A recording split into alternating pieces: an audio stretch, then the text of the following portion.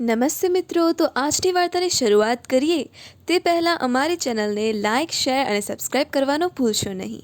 અને જો તમને આજની આ વાર્તા પસંદ આવે તો એક સુંદર મજાની કોમેન્ટ પણ જરૂરથી કરશો. તો મિત્રો, આજની વાર્તાનું નામ છે પાણીદાર પનિહારી.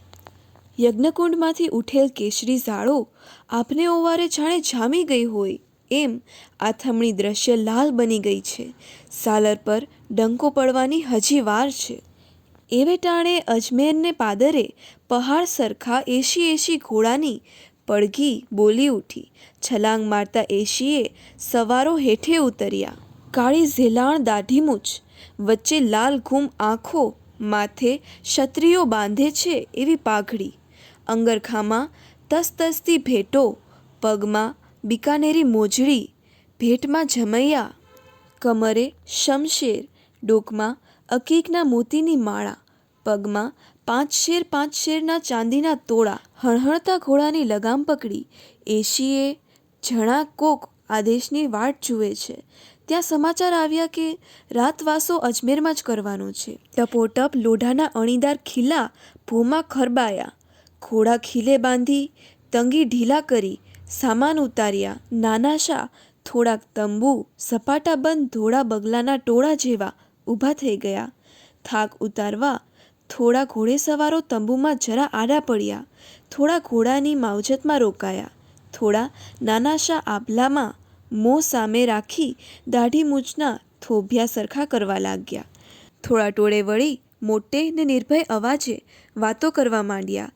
ક્યાંક થોડા તાપડા પણ તંબુ બહાર સળગ્યા.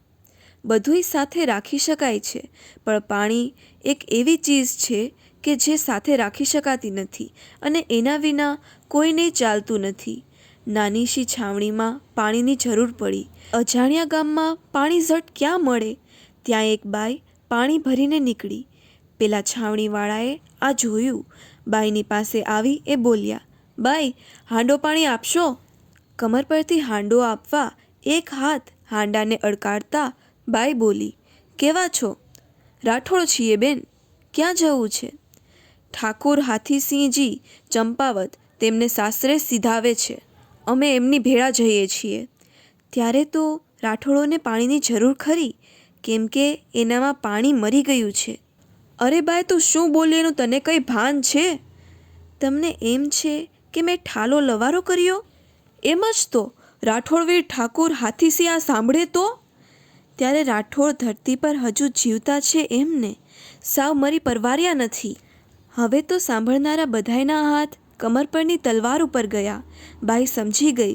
જરા આગળ આવીને બોલી, મને ઓરત જાતને તલવારની બીક દેખાડવી છે? બીજા બધા ઠેકાણા આથમી ગયા છે? બાઈ, અમે રાઠોડ છીએ. તું આવું બોલે પછી અમને ક્રોધ ના ચડે? હું કેવું બોલી? રાઠોડ મરી ગયાનું. તે મેં સાવ સાચું કીધું છે હો. રાઠોડો જીવતા હશે એની મને ખબર નથી. બુઝાઈ જતા બળતણમાં બાઈએ ફૂંક મારી. પછી આટલું બોલી, એલા, કોક ઠાકુરને બોલાવી લાવો. એક આદમી દોડ્યો અને તંબુમાંથી ઠાકુર હાથીસિંહને બોલાવી લાવ્યો. પેલા બોલાવવા જનારે એને બધી વાત કરી રાખી હતી. પેલી બાઈ પાણીના બેડા સહિત હજુ ત્યાં જ ઊભી હતી. ઠાકુરને આવેલા જોઈ પેલાઓ જરા રોષમાં આવી ગયા. લે બોલ હવે, તારી જીભ હમણાં જ ખેંચી કાઢશે. કટારની ધાર જેવા તીખા અવાજે બાઈ બોલી. રાઠોડોમાં કદી એવું બળ હતું જ ક્યારે કે કોઈની જીભ ખેંચી શકે? ઠાકુર હાથીસિંહ ઘડી તો ચમકી ગયા કે આ શું બોલે છે બાઈ? બાઈ, આમ અવળા વેણ શીદ કાઢવા પડે છે એ જરા કહીશ? બાઈએ ઠાકુર હાથીસિંહ પર નજર નોંધી. સ્ત્રીની આંખ પુરુષને એક દ્રષ્ટિમાં જ પારદર્શક રીતે પારખી લે છે.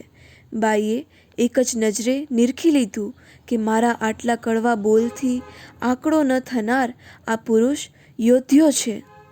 હવે અવાજમાં નમ્રતા લાવી એ બોલી, થોડીક લજ્જાભરી વાત કાને નાખવા. શી વાત છે? વાત તો રાજપૂતના ઘણા સરદારોએ સાંભળી છે, પણ કંઈ વળ્યું નથી. ઠીક, ત્યારે તમે એક વધુ. હું રાઠોડ છું, મારાથી થશે એ કરીશ.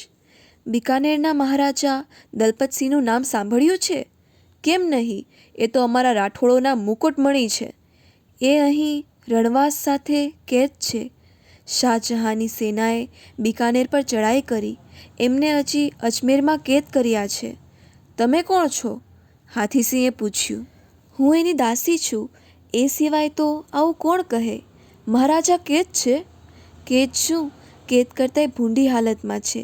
સખત બંદીખાને છે. દઈ શકાય એટલું દુઃખ મોગલો દઈ રહ્યા છે. મોગલ શહેનશાહ સામે આજે કોણ બાત ભીડી શકે? બાઈ, શું કરું હું? આ વખતે હું મારે સાસરે જાઉં છું.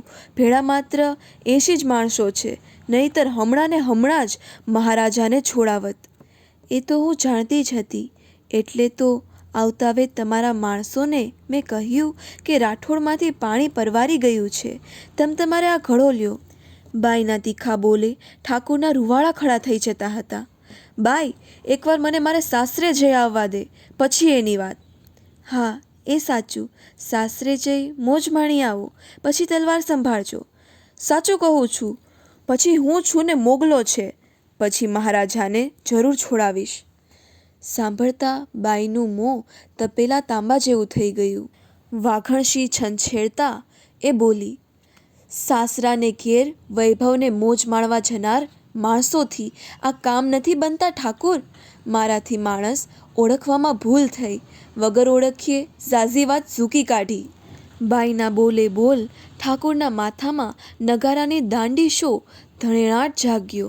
આડો હાથ દઈ એ બોલ્યા, બસ બાઈ, હવે આગળ એકેય શબ્દ બોલીશ માં. બિકાનેર નરેશને તેના કુટુંબ સહિત અહીંથી છોડાવીને જ ગળા હેઠે ભોજન ઉતારીશ.